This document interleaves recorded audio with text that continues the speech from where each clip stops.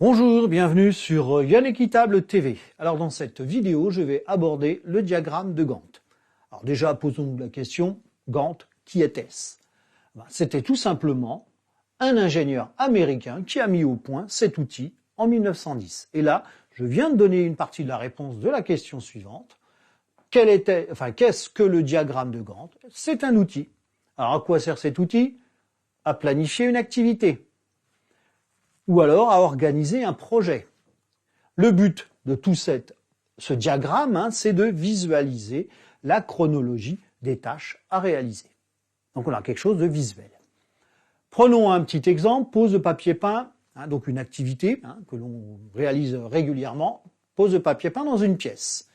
Alors, nous disposons déjà du papier, de la colle, du matériel, la pièce est vide de meubles. Alors, première tâche à réaliser, c'est de retirer l'ancien papier, puis de lessiver les murs. Après, on enchaîne avec le séchage des murs.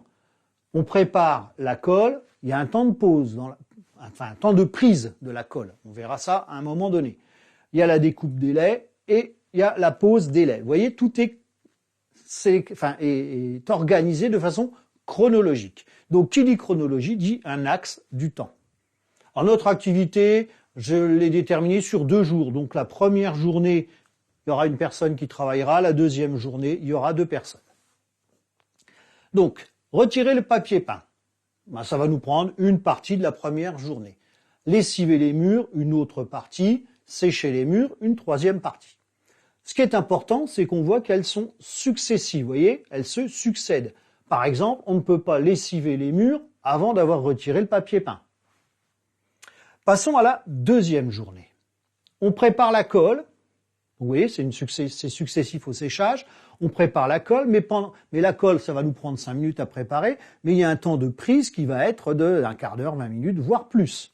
Donc pendant ce temps-là, soit on ne fait rien, soit on va boire un café avec la personne qui nous accompagne, soit on en profite pour gagner du temps. Ce qui veut dire que la découpe des laits va intervenir pendant que la colle prend. Et regardez ici, pour la pose des laits. La pose des laits, elle ne va pouvoir intervenir que quand la colle sera prête. Et donc, comme nous sommes 2 personnes à travailler, automatiquement, pendant qu'une va poser les laits qui ont déjà été coupés, l'autre va continuer à couper, il reste du temps à la fin, étant donné que tous les laits auraient été coupés avec un petit décalage par rapport à la pause, il y aura la pause qui se terminera après. Ce qui permettra peut-être à la personne qui a découpé les laits de nettoyer le matériel. Vous voyez, il y a toute une organisation. Alors voyons les avantages de ce diagramme de Gantt. Avantage, vous avez vu, c'est visuel. Cela évite les pertes de temps. On a tout organisé. On s'est rendu compte que pendant la prise de la colle, on pouvait faire autre chose. Ça structure les idées. Vous avez vu, on a tout organisé. Ça va éviter l'improvisation, tout compte fait. Les inconvénients, il y en a quelques-uns. Ça peut devenir vite complexe et illisible. Sur des projets sur plusieurs mois, voire plusieurs années, on ne peut pas tout résumer dans un seul diagramme. Donc nous serons obligés de subdiviser, donc de faire des diagrammes par activité. Autre inconvénient, c'est qu'il faut une mise à jour constante.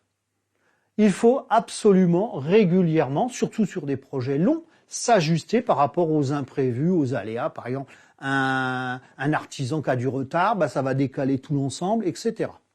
Donc voilà, j'en ai terminé avec cette vidéo sur le diagramme de Gantt. Je vous donne rendez-vous sur Yann Équitable TV. N'hésitez pas à liker la chaîne, à vous y abonner et à partager. Merci.